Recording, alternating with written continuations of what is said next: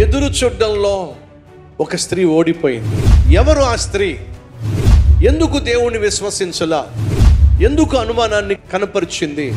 అనుమానంతో ఏ తొందరపాటు నిర్ణయం తీసుకుంది? ఆ తొందరపాటు నిర్ణయం ఎటువంటి ప్రమాదాన్ని తీసుకొచ్చింది? ఆ ప్రమాదం 2000 సంవత్సరాల తర్వాత కూడా ఎలా అనేక మంది జీవితాలను బలి తీసుకుంటుంది. బహుశక్తివంతమైన సందేశం మీరు వినబోతున్నారు, కాబట్టి మిస్ కాకండి. మీ ఓటమి ముగింపు కాదు.